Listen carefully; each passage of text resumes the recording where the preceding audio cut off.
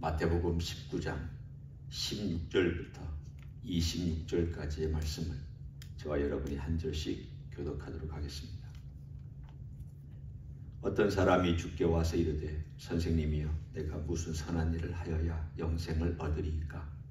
예수께서 이르시되 어찌하여 선한 일을 내게 묻느냐? 선한 이는 오직 한 분이시니라. 네가 생명에 들어가려면 계명들을 지키라. 이르되 어느 계명이오니이까? 예수께서 이르시되 살인하지 말라, 간음하지 말라, 도둑질하지 말라, 거짓 증언하지 말라, 내 부모를 공경하라, 내 이웃을 내 자신과 같이 사랑하라 하신 것이니라. 그 청년이 이르되 이 모든 것을 내가 지켰사온데 아직도 무엇이 부족하니까? 예수께서 이르시되 네가 온전하고자 할진대 가서 네 소유를 팔아 가난한 자들에게 주라. 그리하면 하늘에서 보화가 네게 있으리라. 그리고 와서 나를 따르라 하시니 그 청년이 재물이 많음으로 이 말씀을 듣고 근심하며 가니라. 예수께서 제자들에게 이르시되 내가 진실로 너에게 이르노니 부자는 천국에 들어가기가 어려우니라. 다시 너에게 말하노니 낙타가 바늘귀로 들어가는 것이 부자가 하나님의 나라에 들어가는 것보다 쉬우니라 하시니 제자들이 듣고 몹시 놀라 이르되 그렇다면 누가 구원을 얻을 수 있으리이까? 같이 읽습니다. 예수께서 그들을 보시며 이르시되 사람으로는 할 수 없으나 하나님으로서는 다 하실 수 있느니라.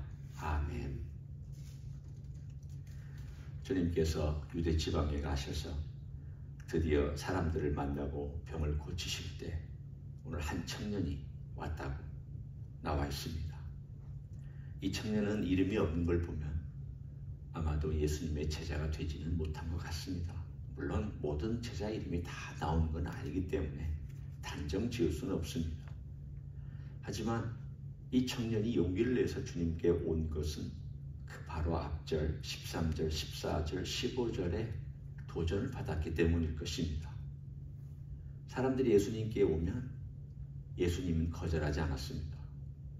특별히 어린아이들을 환영하셨습니다. 그래서 제자들은 꾸짖었고 오지 말게 했습니다. 우리 선생님 바쁘신데 애들 데리고 와서 시간 낭비하지 마라. 지금 우리 선생님 가르치기도 바쁘고 환자 고치기도 바쁜데 애들하고 언제 시간 보낼 그런 여유가 있으시냐? 그러면서 제자들이 미리 방어막을 쳐서 애들이 예수님에게 오지 못하도록 막자 예수님께서 단호하게 말씀하셨습니다. 어린아이들 용납하고 내게 오는 것을 금하지 말라. 예수님이 이렇게 심각하고 강하게 얘기하는 어조에는 그만큼 제자들이 잘못된 태도에 대한 꾸중도 있고 예수님의 사랑과 열정에 대한 이렇게 표현하기도 그렇지만 이렇게 튀어나오는 마치 폭포수처럼 안에서부터 확 하고 올라오는 어떤 그 마음이 오늘 이 짧은 구절에 딱 드러나 있습니다. 천국이 이들 것이다. 마가복음에 보면은 어린아이처럼 천국을 받들지 아니하면 이런 표현까지 들어있습니다. 그러니까 사실 같은 사건인데 마태는 이렇게 보고 이렇게 적었고 마가는 그것을 또한 다른 각도에서 또 보고 적었습니다. 같은 사건입니다. 결국은 어린아이를 칭찬해주고 환영해주고 축복해주고 그들과 함께 보내는 것을 기뻐하는 그 모습을 본 한 청년이 예수님께 용기를 내서 왔습니다. 이 청년이 물었습니다. 예수님, 제가 영생을 어떻게 하면 얻겠습니까? 제가 누누이 말씀드리지만 우리는 영생 그러면 죽어서 가는 하늘나라를 생각하지만 유대인에게 영생은 메시아가 온 다음에 들어가는 메시아의 나라가 영생입니다. 그 메시아의 나라에 들어가면 그 메시아와 함께 영원히 산다라고 생각했기 때문에 지금 우리가 가지고 있는 이 개념은 다 포함되어 있지만 그들에게서는 하늘에 죽어서 가는 하늘의 개념이 먼저 있는 게 아니라 메시아가 와서 우리와 함께 영원히 우리와 이 땅에서 사는 그 메시아의 나라를 영생이라고 생각을 했습니다. 그렇지만 그 나라에 일단은 들어가야 되니까 들어가면 어떻게 해야 됩니까? 라고 물었더니 예수님께서 10계명의 몇 계명을 말씀해 주셨습니다. 그리고 마지막에 19절에 내 이웃을 내 자신과 같이 사랑하라. 이 계명은 10계명이 6개를 종합한 계명이기도 하지만 10번째 계명의 다른 표현이기도 합니다.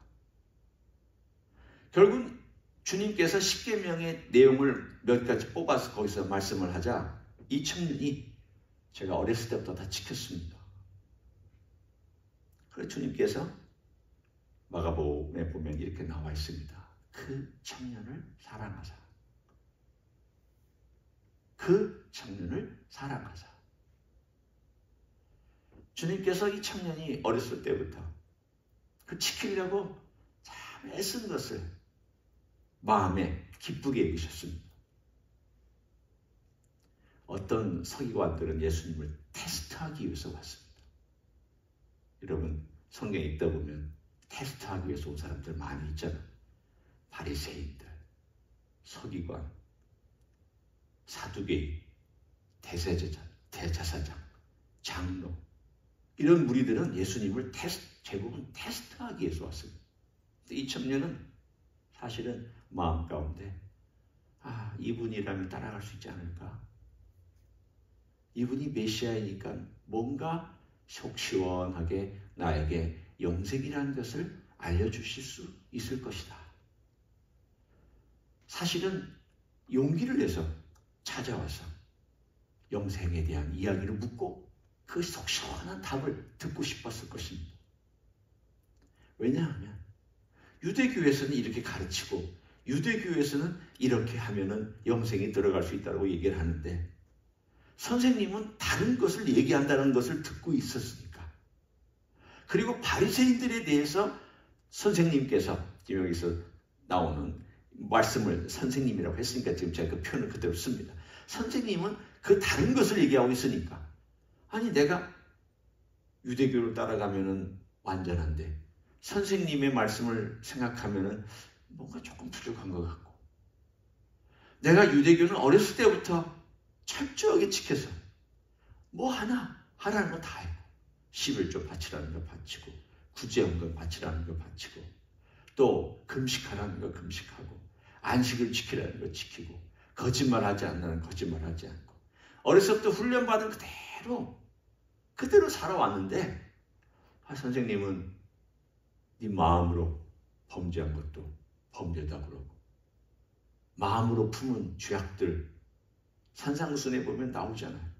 이런 이야기들을 그가 듣고 나서는 마음이 안정이 안 되고 뭔가 답을 얻고 싶은 나머지 선생님이 와서 물었던 청년입니다. 저는 이 청년이 좋은 동기로 온 청년이라고 생각합니다. 왜냐하면 마가복음에 보면은 분명히 그를 사랑했다라고 되어 있습니다. 그 마음을 사랑했다고 되어 있습니다. 이 청년의 그 이제까지 열심히 살아온 그 노력을 칭찬해 주셨습니다. 다른 바리새인하고 달랐습니다. 서기관들하고도 달랐습니다. 그런데 이 사람을 붙들고 있는 한 가지가 있었습니다. 그 한 가지가 바로 오늘 본문에 나와 있는 것처럼 재물이었습니다. 오늘 주님께서 20절의 청년의 질문에 대해서 대답해 주셨습니다. 그 청년이 이르되 이 모든 것을 내가 지켜 싸운데 아직도 무엇이 부족하니까? 다 지켰는데 무엇이 부족합니까? 그러면 부족한 것에 대해서 주님께서 두 가지를 오늘 이 청년에게 말씀해 주신 것입니다. 이 부자 청년에게 하나는 맨 마지막 계명이 내 이웃을 내 자신과 같이 사랑하라. 이 청년은 자기 자신을 얼마큼 사랑했는지를 한번 생각해 보십시오. 부자입니다. 부자이기 때문에 자기를 사랑하는 그 사랑하는 부분이 굉장했을 것입니다. 그 돈을 유지하기 위해서 노력하고 그 돈 벌기 위해서 애쓰고 또 그것을 재산을 증식하기 위해서 자기의 모든 노력을 다하고 그러니까 자기를 사랑하는 것이 사실은 이제까지 살아왔던, 쌓아왔던, 제 부모로부터 물려왔던 것도 있지만 그 부모로부터 물려왔던 걸 토대로 재산을 증식해왔던 자기를 사랑했던 것이 있습니다. 그러면 그 재산을 증식하고 그 부자가 되는 과정에서 그가 그렇게 열성을 쏟았던 그 열성이 자기를 사랑한 거라면 너 그 열성으로 네 이웃 사랑하느냐? 이 말씀을 주님께서 도전하신 것입니다. 그만큼 사랑했습니까? 그만큼 사랑하지 못했죠. 자기가 정말 애를 쓰고 자기가 부자가 되기 위해서 신경 썼던 그 열정과 사랑을 내 이웃에게 쏟았느냐? 그 얘기잖아요. 이건 정말 어려운 질문입니다. 이건 이 청년만이 해당되는 문제가 아닙니다. 돈이 있어서의 이 청년은 이걸 못 지켰느냐? 우리에게도 똑같은 질문을 하셨을 때 아마도 이 질문 앞에 제가 다 지켰납니다. 이렇게 말할 사람이 없을 것입니다. 오늘 첫 번째 주님의 도전은 내 이웃을 내 자식처럼 사랑해야 돼. 네가 그렇게 돈을 벌고 돈을 유지하기 위해서 애쓴 그만큼이 너를 사랑한 만큼인데 그 사랑한 만큼 내 이웃 사랑했느냐? 못하잖아요. 우리는 우리에 대해서 너그럽지만 남에 대해서는 가혹하잖아요. 나는 설명이 많아서 말이 많았지만 남이 하는 설명은 잘 안 듣잖아요. 그 얘기는 뭐냐면 내가 나를 사랑한 것처럼 남을 사랑하지 못한다는 뜻이기도 합니다. 그런데 이 청년은 이 돈이 바로 그 대표적인 예가 된 것이지 우리는 예외다. 나는 돈이 없으니까 그렇지 않다라고 말할 수 있는 사람은 아무도 없을 것입니다. 두 번째 문제는 이 청년이 가지고 있었던 그 돈 때문에 하나님을 섬기는데 계속 장애가 됩니다. 주님이 지금 이 청년의 마음속에 건드리고 계시는 사랑하시기 때문에 건드리고 있는 생각이 뭐냐면 내가 돈이 많으면 하나님의 축복을 받은 거다라는 생각에 들어요. 하나님의 축복해 주셨기 때문에 내가 돈이 많다라고 하는 그런 개념을 깨트려요. 요즘 미국에서도 그렇잖아요. 그런 생각을 깨트리고 너 이거 다 팔고 나를 쫓아라. 그러니까 이 청년에게 있어서 가장 큰 걸림돌, 그것은 바로 돈이었습니다. 그러면 우리가 이런 질문을 할 수 있습니다. 오늘 주님께서도 그런 비슷한 말씀을 해주셨습니다. 부자가 천국에 들어가는 것이 어렵다. 어렵다라는 말은 불가능하다는 말은 아닙니다. 어렵다라는 말은 지금 이 상황 가운데 이 청년이 걸려있는 것처럼 청년의 발목을 붙잡고 있는 이 재물의 문제가 심각하다. 라는 것을 말씀해 주고 계시고 또 낙타가 바늘귀로 들어가는 것이 부자가 천국에 들어가는 것보다 쉽다라고 말씀한 것이 이 상황 가운데 말씀해 주신 것입니다. 그러면 다 놀래서 어떻게 이런 누가 구원을 얻을 수 있습니까? 이렇게 잘 지키고 이렇게 어렸을 때부터 정말 계명을 잘했던 청년이 안 됐다면 어떻게 되는 것입니까? 묻자 주님께서 명답을 해주셨습니다. 거기 한번 보면 사람으로는 할 수 없으나 하나님으로서는 다 하실 수 있느니라. 하나님의 신비에 그 모든 것을 주님께서 맡겼습니다. 자, 한번 봅니다. 아브라함 부자였습니까? 부자였습니다. 이삭 부자였습니까? 부자였습니다. 엄청 부자였습니다. 야곱 나중에 부자 됐습니까? 엄청 부자였습니다. 다윗 부자였습니까? 엄청 부자였습니다. 그런데 왜 이 사람들은 재물에 휘둘리지 않았습니까?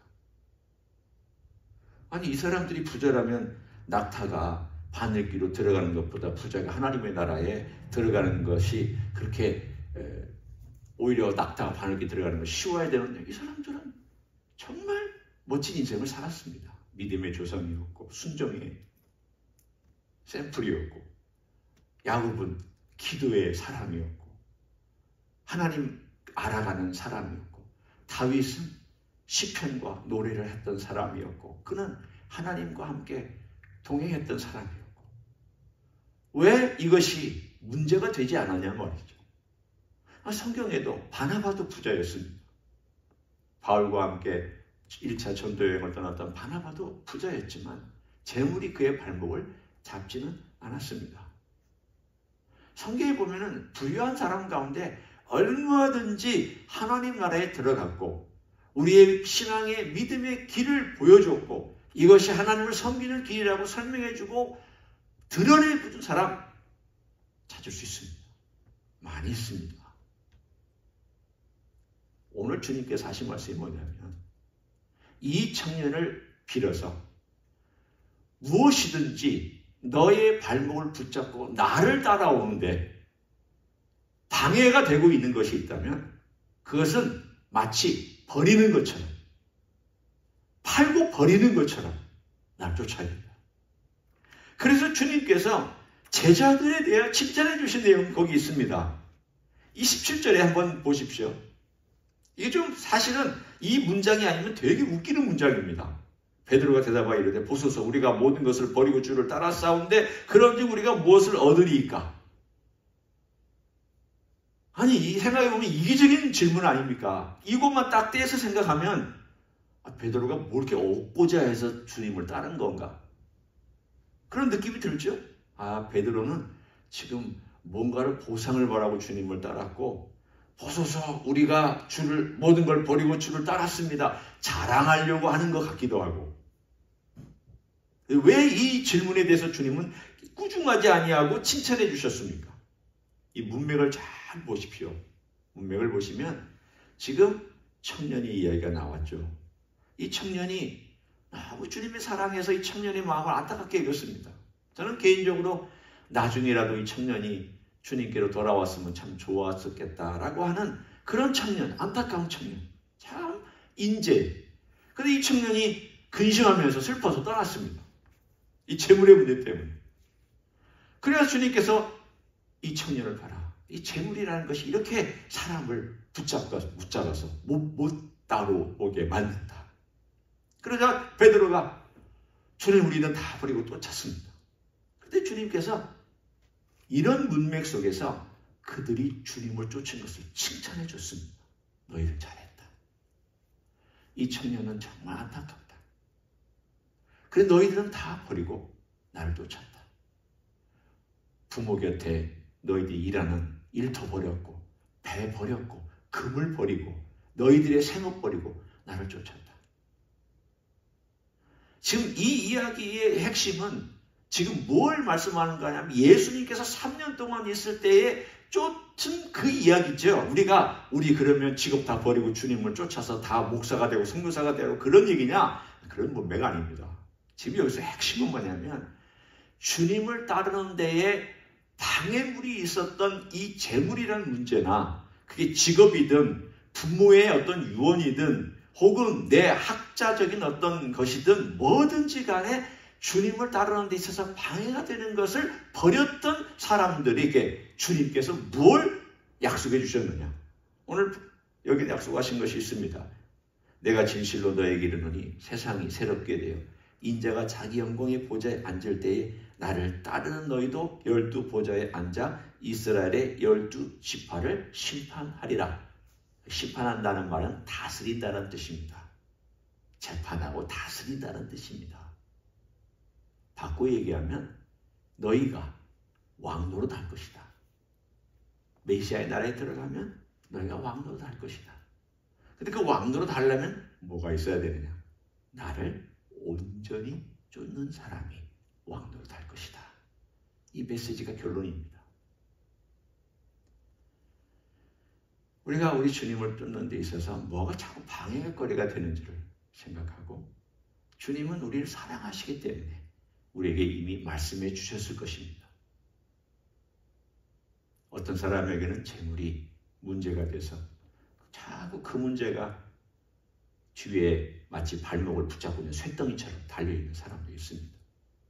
주님을 따르긴 따르는데 발목에 쇳덩이가 달려서 그 쇳덩이 때문에 억지로 따라가는 사람, 그냥 마지막 마지노선에서 따라가는 사람이 있을 수 있습니다.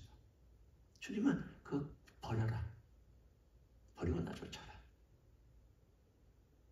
그리고 이 모든 것을 버리고 쫓았던 제자들을 칭찬하시고 그 제자들에게 약속까지 해주셨습니다. 주님은 우리에게 절대 공짜로 주님 따르는 것에 대해서 말씀하시지 않습니다.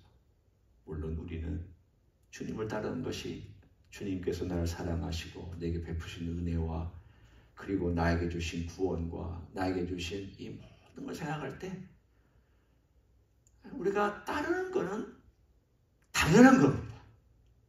그리고 주님께 우리의 삶을 드리는 것도 당연합니다. 왜냐?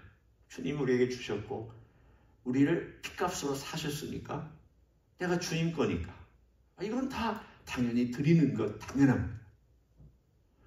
그런데 주님은 그거를 너무 기쁘게 받으시는 거예요.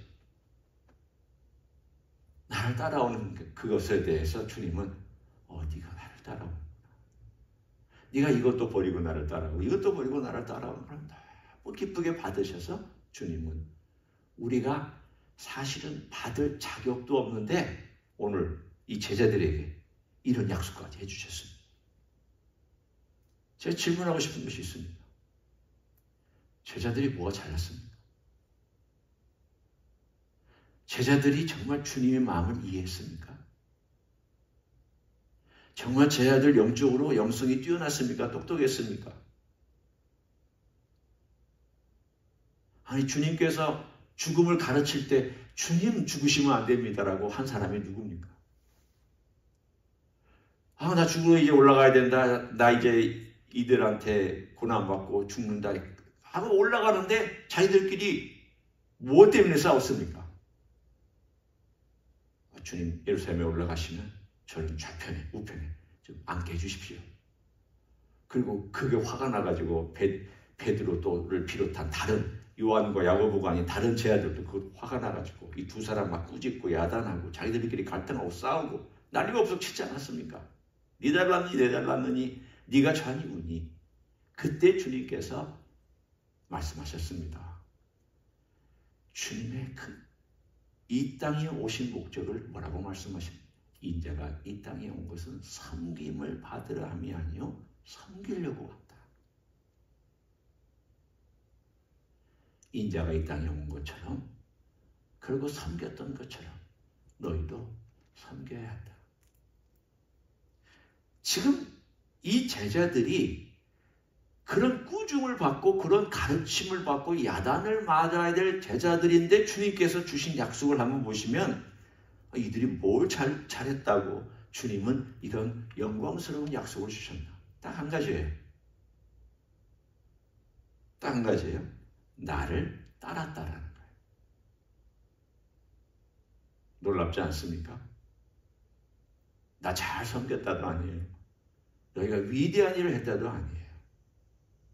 너희가 이 세상을 변화시킬 만한 놀라운 일을 한 것도 아니에요. 이들은 그냥 어부들이었고 별 볼일 없는 인생들이었습니다.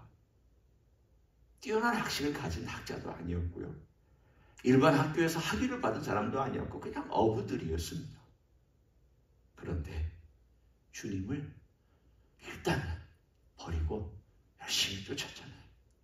자기 어리석음도 가지고 여전히 부정한 것도 가지고 여전히 주님 그것을 높이 칭찬해 주시고 그걸 가지고 주님은 보상이라는 놀라운 약속까지 해 주셨습니다. 이것이 우리에게 있는 소망입니다. 우리가 위대한 일을 한다고 주님께서 우리에게 이런 보상 주시는 게 아니라 주님을 사랑한 나머지 주님이 우리의 진리고 목표니까 그리고 주님이 우리 인생의 전부고 나를 구원해 주신 거니까 그리고 주님 그분이 나 같은 인생을 찾아와 주신 것이 너무 감사하고 고마워서 주님 따르는데 방해가 되는 걸 계속 버리고 하고 나이 20에 버릴 게 있고 30에 버릴 게 있고 40에 버릴 게 있고 나 60에 버릴 게 있고 70이 돼도 버릴 게 있는 그 연배마다 버릴 것들이 생각나고 버릴 것들이 발견될 때마다 과감하게 버리고 주님을 쫓는 그 사람이 오늘 제자들에게 약속한 그런 약속이 있을 줄 믿습니다. 온전히 주님을 그렇게 쫓아가는 우리 모두가 되기를 예수님의 이름으로 간절히 축원합니다. 기도하겠습니다. 하나님 고맙습니다. 우리가 예수님을 쫓아가는 일에 있어서 혹시라도 무언가가 방해가 되고 있다면 그것을 버릴 수 있기를 원합니다. 한 청년은 재물이 그의 발목을 붙잡고 있었지만 주님은 그를 사랑한 나머지 그걸 다 버리고 다 팔아서 네가 정말 이웃사랑하는지 이웃사랑하는 사랑의 행실을 보이고 그리고 나를 쫓으라고 말씀을 해주셨습니다. 주님, 이 청년처럼 우리에게는 혹시 그런 재물의 역할을 하고 있는 것들이 있는지, 그것이 내 고집인지 나의 성질인지 나의 잘못된 습관인지 나의 어리석은 삶의 패턴인지 말하는 태도인지 무엇인지 우리는 다 알지 못하지만 우리가 버려야 될 것, 과감하게 버려가는 인생을 살아갈 수 있도록 축복하여 주시옵소서. 이제는 우리 구주 예수 그리스도의 은혜와 하나님 아버지의 극진하신 사랑과 성령 하나님 교통하심의 역사가 오늘도 우리 주님을 온전히 따르기를 소원하는 이 자리에 참여한 모든 종들 위에와 주임제 희수교회 위에와 이민교회들과 한국교회들과 선교사님들 위에 이제로부터 영원히 함께 하실지어다. 아멘.